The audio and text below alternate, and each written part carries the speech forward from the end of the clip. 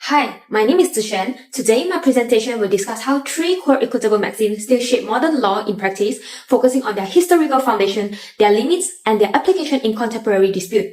The maxim of equity are often described as proverbs of the Court of Chancery, namely short aphoristic statements that capture how equitable jurisdiction tempers strict legal rights. Modern writers emphasizes that they are not freestanding rules, but signposts that guide judicial discretion and structure the reasoning behind equitable. This presentation focuses on three interlocking maxims. The first maxim is, equity will not suffer a wrong to be without a remedy. Second, he who comes to equity must come with clean hands. And third, equity regards as done that which ought to be done. Putting this together, these maxims show equity performing three different roles. First, equity operates as a remedial jurisdiction, developing flexible responses when common law damages are unavailable or inadequate. Secondly, it operates as a restraining jurisdiction that withholds powerful discretionary remedies from claimant whose own conduct offence consigns, especially in cases involving illegality or abuse of power. Thirdly, it operates as a transformative jurisdiction, sometimes treating obligation as if they had already been performed in order to protect parties' legitimate expectation in land and commercial transaction. In modern systems where law and equity are administered together, these maxims continue to frame how judges justify stepping in or refusing to step in when rigid rules produce hard cases. Contemporary scholars on equity as meta law is useful here. Smith argued that equity today is best understood as a body of second-order principle. It assumes the existence of legal entitlement, then policy how those entitlements are exercised in order to prevent abuse, opportunism, and procedural gaps. Similarly, Tiberius treats equitable paths to relief, including clean hands doctrine, as a core part of equity structure because even equitable rules can be abused unless they are constrained. The first maxims, no wrong without a remedy, shows the creative side of meta law on a willingness to develop new remedies where existing forms of actions are deficient. The second maxim, clean hands, shows equity's limiting side as the court refuses to lend its discretionary power to claimants where their own conduct make relief inappropriate. The third maxim, what ought to be done is regarded as done, in turn shows equity's ability to redescribe legal position to reflect obligations that, in conscience, should already have been performed. By examining the historical roots, critical evolution, and modern application of these three maxims, this presentation will argue that they still play a central role in aligning formal rules with substantive justice, provided that courts draw their limits with care rather than treating them as empty slogans. Against this background, the first maxim that illustrate equity's remedial ambition is the claim that equity will not suffer a wrong to be without a remedy. The maxim is closely associated with the Latin tag ubi jus ibi remedium, where there's a right, there should be a remedy. An illustration is shown in Ashby and White, where a qualified elector was prevented from voting but suffered no quantifiable financial loss. In the question of remedy, Lord Chief Justice Hall stated that it will be if the plaintiff has a right, he must of necessity have a means to vindicate and maintain it, and a remedy if he is injured in the exercise of enjoyment of it, and indeed it is a vain thing to imagine a right without a remedy.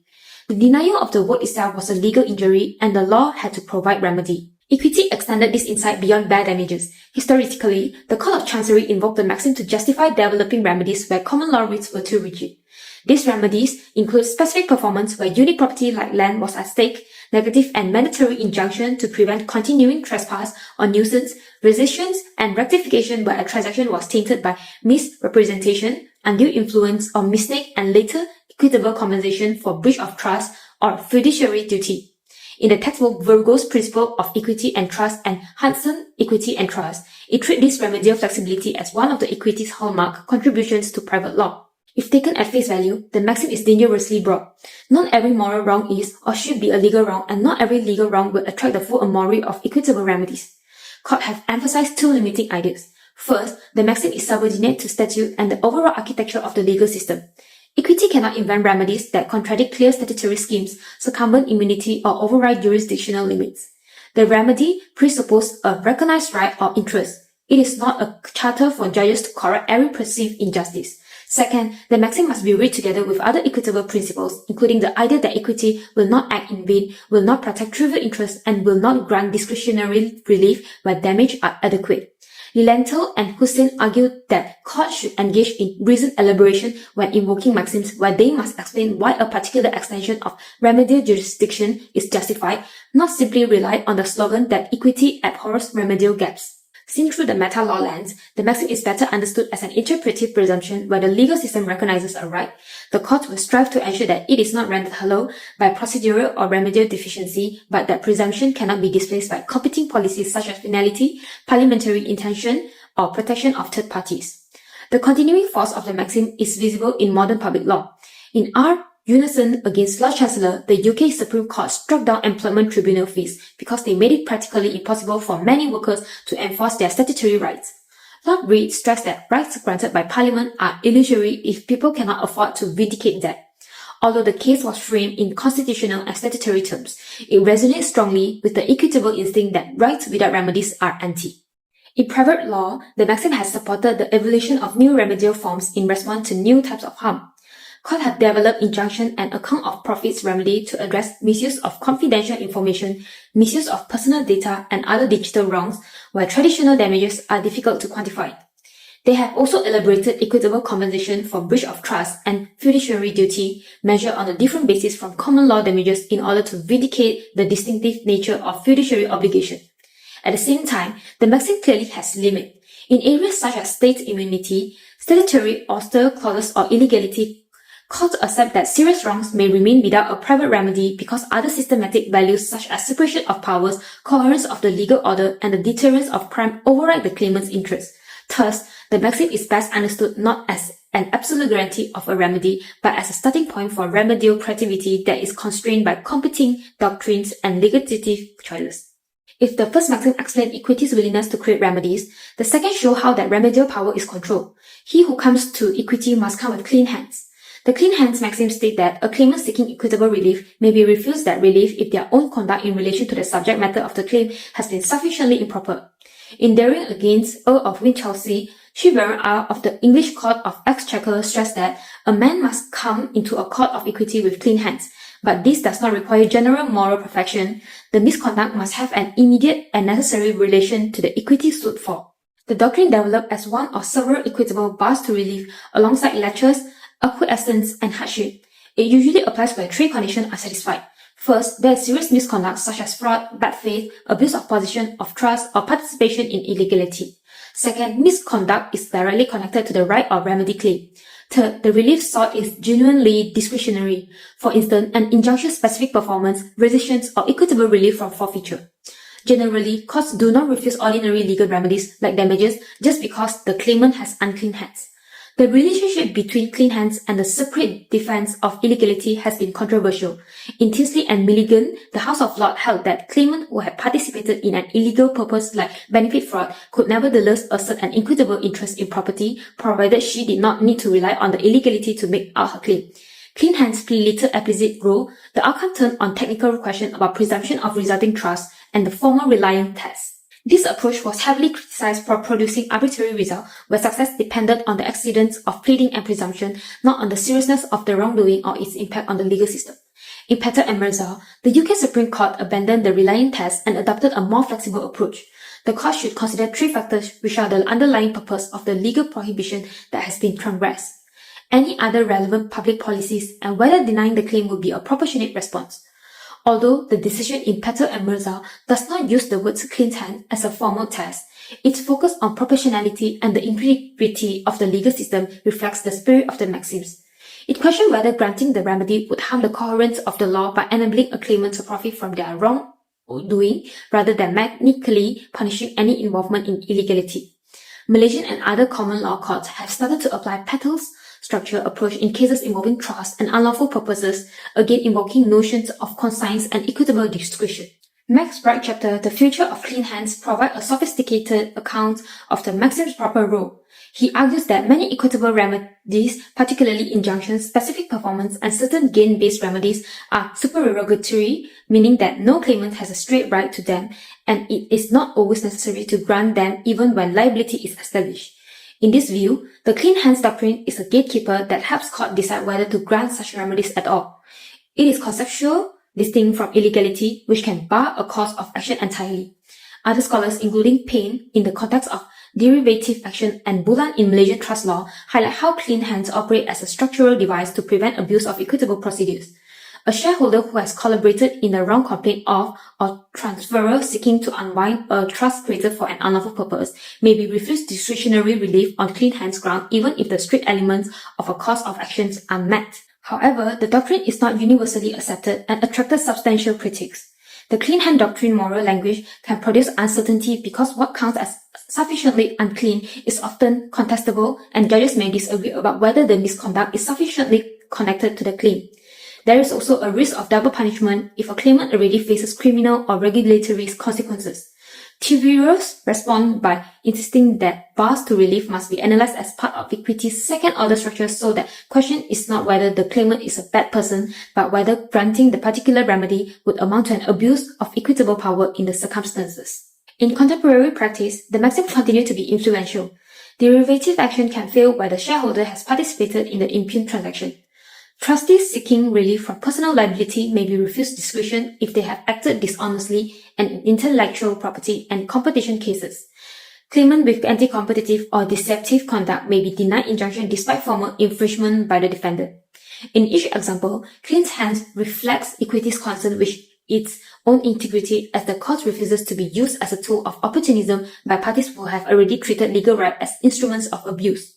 While the clean hands maxim operates as a constraint on equitable relief, the third maxim shows equity capacity to reshape parties' position altogether. Equity regard as done that which ought to be done. The maxim that equity regard as done that which ought to be done expresses the idea that where a person is under an obligation to perform a particular act such as transferring or creating a property right, equity may treat that act as having been performed at least as between the parties even before the legal formalities are complete. This idea supports the doctrine of equitable conversion so that once there is a specifically enforceable contract for the sale of land, the purchaser is regarded in equity as the beneficial owner, while the vendor holds legal title on trust for the purchaser subject to the right to receive the price. Wash against Lansdale is the canonical illustration. The parties agreed to a 7-year lease, but the lease was not executed by deed and therefore failed to create a legal lease. The Court of Appeal held that because the agreement was specifically enforceable, there is only one court. After the Judicature Acts, and equity would regard the parties' obligation as if the lease had been granted. The tenant was bound as if a legal lease existed, including the landlord's right to demand rent in advance and distraint for non-payment. Beyond leases, the maxim supports many other doctrines. A settlor who has done everything necessary on their part to constitute a trust can be treated in equity as having created the beneficial interest even if some ministerial step remains outstanding. In commercial law, parties routinely create equitable charges or trusts over future properties, and equity will often treat those arrangements as effective once the property comes into existence, giving the chargee or beneficiary a prior claim in insolvency, again because the party ought to have done whatever is needed to perfect the security. The main virtue of the maxim is that it protects reasonable expectation and prevents opportunism. For instance, if A and B have entered into a binding, specifically enforceable contract, it would be unfair to allow one of them to exploit a technical defect in formalities to escape their obligation or to reallocate risk in an unforeseen way.